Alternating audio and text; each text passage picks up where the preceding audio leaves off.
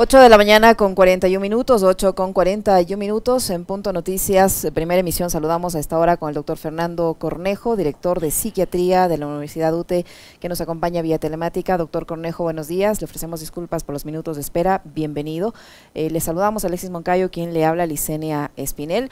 Vamos a continuar hablando sobre este tema de la seguridad, esta decisión del presidente de la República de flexibilizar los requisitos para el porte de armas y dejar esta responsabilidad de la seguridad que, de acuerdo a la Constitución, recae en la Policía Nacional y en el Estado en manos de la población civil, trasladar esta responsabilidad a la población civil. Como sociedad, ¿estamos o no estamos capacitados para portar las armas, para autodefendernos, que es lo que nos queda ahora? Y cómo analizar este tema desde el comportamiento de la gente. Ya la sociedad como tal enfrenta serios problemas de salud mental derivados de la pandemia, de su situación personal, de la situación económica, de la crisis en general, y a esto le sumamos este problema. Como sociedad, ¿estamos preparados para dar este paso y portar armas y autodefendernos de esa manera? Doctor, buenos días, bienvenido. Buenos días. Sin duda alguna, hay que empezar haciendo un análisis desde el global de la salud pública. Nosotros no estamos preparados, tanto en cuanto en ninguna recomendación basada en evidencia a nivel del mundo nos da señales de que exista una reducción de la violencia, una reducción de los asesinatos, una reducción de los suicidios a partir de la flexibilización de la tenencia o porte de armas. Todo lo contrario, toda la evidencia científica que existe disponible y las recomendaciones técnicas de organismos internacionales indican que lo que se debería hacer es desarmar a la población. Aproximadamente el 54% de los homicidios en el mundo se dan con armas de fuego y en América Latina esto sube hasta el 75%, lo que quiere decir que si tenemos más armas, evidentemente, la ecuación es más probabilidad de que existan muertes violentas con este medio. Y esto también incluye los suicidios, en donde las armas de fuego son importantes medios que nos llevan a cometer este tipo de actos. La flexibilización, por lo tanto, es de tenencia de armas, es un acto muy poco técnico que ha sido muy poco pensado ni desde el punto de vista de la seguridad, ni desde el punto de vista de cómo se encuentra en este momento nuestra población, y peor aún desde el punto de vista de la implementación técnica a partir de cómo está ahora la estructura del Estado. Doctor Cornejo, ¿cómo está? Buenos días. Yo quisiera que usted nos ayude a entender un poco, digamos, desde la lógica de ellos, poniéndonos un rato en los zapatos rojos. ¿Quién sí estaría facultado para acceder a un permiso, tanto psicológico como técnico por parte de Fuerzas Armadas, etcétera, para portar un arma? Es bien difícil hacer un ejercicio de empatía cuando hay un criterio populista desde el punto de vista legal, ¿cierto? Es populismo legal lo que ha hecho el gobierno nacional.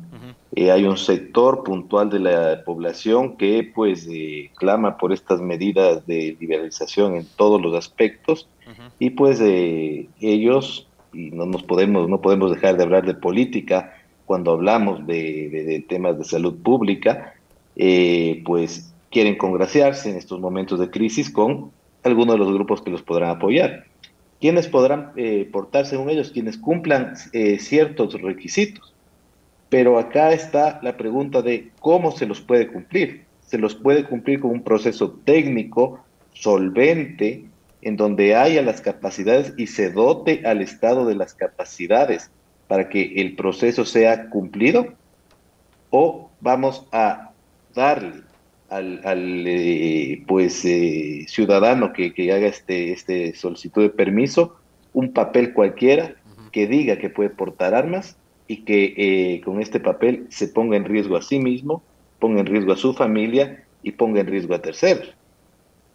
Y lastimosamente, por lo que hemos visto durante estos 6 años, lo que tenemos es que si busca el gobierno nacional, el de Lazo, y buscó el de Moreno, tener un Estado cada vez más reducido, evidentemente está en incapacidad de tener las posibilidades de tener equipos técnicos multidisciplinarios de médicos, psicólogos, para emitir estos certificados que nos permitan decir, sí, este ciudadano está en capacidad de portarlas.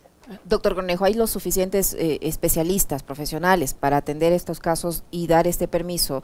Me refiero a si los psicólogos, los psiquiatras, los médicos que tengan que otorgar estos permisos, hay en suficiente cantidad para atender ya los problemas de salud mental que por sí tenemos y para dedicarse también a emitir estos certificados analizando los casos sin descuidar los otros.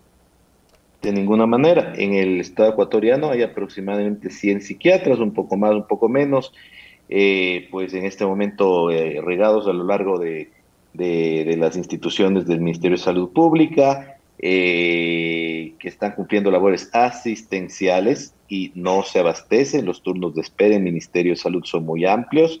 Adicionalmente hay un número importante de psicólogos, pero hay ciudades en las que hay uno, dos psicólogos y que también están dando labores asistenciales y también hay turnos de espera.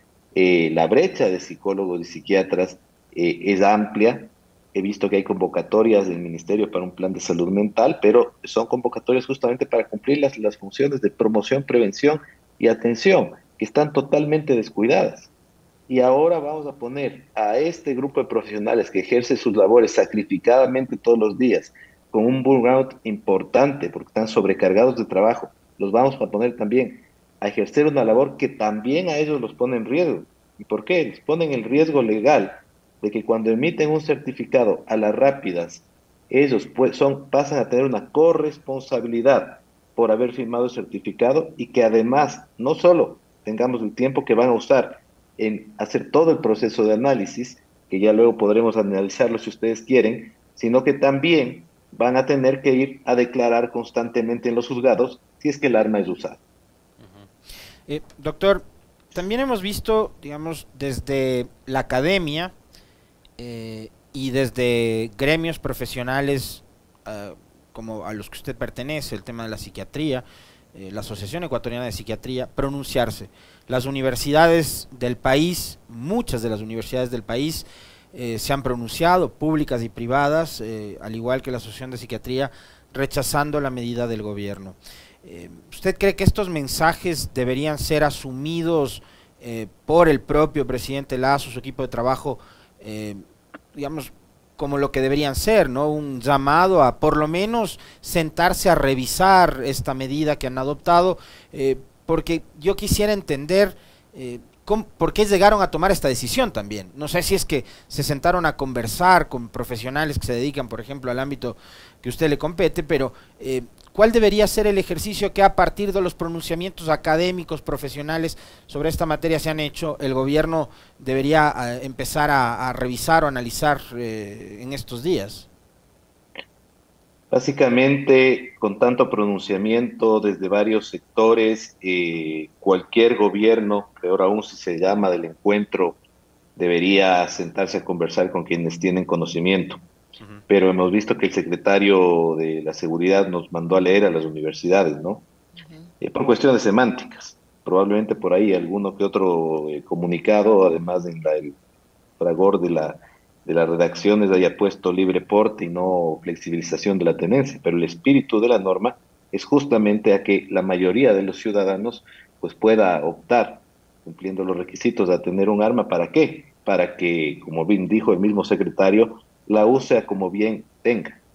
Entonces yo no creo tener mucha confianza en lo que el gobierno pueda hacer de aquí en adelante con esta norma o con algunas otras. Yo creo que es un momento importante de que la sociedad civil organizada, academia, gremios, tengamos y pongamos cada vez más en alto nuestra voz para indicar que este proceso carece de oportunidad técnica, carece de oportunidad logística, y que ha sido una medida tomada políticamente para pues granjearse el afecto de algunas personas. Por ejemplo, hay errores técnicos tan importantes que tengo que mencionarlos, como el hablar de el inciso en el que menciona el punto de el certificado toxicológico. Recordemos que la cantidad de alcohol en sangre dura aproximadamente 6 horas, la cantidad de cocaína en orina dura 12 días y de marihuana en orina 30 días, lo que quiere decir que aproximadamente tenemos pues unos rangos en los que la persona puede moverse para con un certificado lograr que le emitan de laboratorio que le emitan el registro aquel. Y por otro lado dice que mediante un certificado de laboratorio le expedirán pues el hecho de no ser alcohólico. El alcoholismo no es una certificación de laboratorio, es una característica clínica grave, prevalente, en donde además en general la persona no tiene conciencia de enfermedad. Y cuando llega a las consultas nuestras, llega pues acompañado de los familiares, los cuales han vivido un proceso de sufrimiento previo que incluye muchísimos actos de violencia. Entonces, pues todos esos errores técnicos llevan a que tengamos un decreto complicado de aplicar, un decreto peligroso y que yo estoy seguro, yo no lo conozco personalmente al ministro de Salud, sí a muchas de las personas que trabajan en el jerárquico superior del ministerio y que conozco su formación en salud pública, que si fueron consultados, alguna opinión negativa no habrán dado. Aquí el problema no es quién es el ministro, porque yo creo que el doctor Roales tiene todas las credenciales para hacerlo, sino de quién soy ministro. Y esto es un grave problema. Cuando soy ministro de Lazo, estoy ejecutando las órdenes de Lazo y por lo tanto estoy siendo cómplice de los errores que está cometiendo Lazo que ponen en riesgo a la población. Ahora, doctor, sumado a todo lo que usted acaba de decir, uno de los requisitos también indica que no se debe registrar antecedentes de violencia contra la mujer o miembros del núcleo familiar. Yo me pregunto, los casos de violencia contra la mujer solo se registran cuando llegan a una demanda, cuando se registra un femicidio o cuando la violentada o la persona violentada va y acude al tema judicial y denuncia.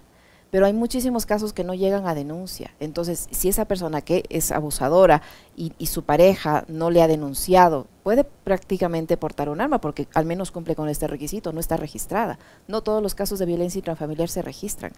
Allí, ¿cómo se va a actuar? Totalmente, hagamos esta comparación. Si en la encuesta de INEC dice que 69% de las mujeres ha sido sometida a algún tipo de violencia durante su vida en el Ecuador, INEC 2019, y que pues el número de denuncias no llega a ese 69%, hay una brecha aritmética, ¿no es cierto? Consecuentemente, hay una gran cantidad de mujeres que vive un proceso en el cual está muy difícil que haga la denuncia. ¿Por qué motivo? Porque vive subsumida en un proceso en donde tiene terror a su victimario. Y ese terror a su victimario le impide llegar a la justicia y está en el silencio, porque vivimos en una sociedad machista, opresora y patriarcal. Sumémosle esto a que pues dentro de la misma cultura familiar muchas veces se le llama al silencio. Hay una cultura de opresión económica que lleva a que si no tengo las posibilidades de cómo denunciar, los medios de acceso y tengo barreras para la denuncia, evidentemente va a haber gran parte de la población femenina que no haga la denuncia en este proceso de violencia. Entonces, esto es un requisito que lo han colocado, pues, que no constituye una barrera que será real en el momento de la petición de la tenencia y porte. Y adicionalmente a esto, pues llega un asambleísta en un programa de entrevistas políticos, un asambleísta pues que realmente la beca ha sido desperdiciada y que dice pues más bien armemos a las mujeres porque así se liberarán de su maltratador. Por favor, están fomentando una sociedad en donde la violencia se confronte con más violencia. Yo no sé en qué cabeza cabe este tipo de circunstancias. La legisladora Ana Belén Cordero, ¿no?, que dijo que hay que armar al matrimonio para que solventen sus diferencias a balazos. Los traumas que deja una agresión con arma de fuego, doctor Cornejo, le leí el otro día en sus redes sociales que en el mundo entero además hay al menos un total o un promedio de 7 millones de víctimas sobrevivientes de ataques con armas de fuego. ¿Qué tipo de procesos tienen que pasar, de traumas tienen que pasar después de haber sido atacados con un arma de fuego? Aquí hay dos tipos de víctimas, además. Las víctimas que han sido atacadas y que pues tienen desde secuelas físicas hasta secuelas psíquicas y que son y representan un altísimo costo para los sistemas de salud. si es que no quieren pensar pues en el gobierno nacional desde el punto de vista de la vida, que es lo más importante, también deben pensarlo a través de las cargas para el sistema de salud. Pero por otro lado, la víctima también es el que usa el arma de fuego, porque el llegar al punto de cegar una vida, así sea en legítima defensa, conlleva profundos procesos de traumas psíquicos como trastornos por estrés postraumático, que pueden llegar hasta síntomas psicóticos.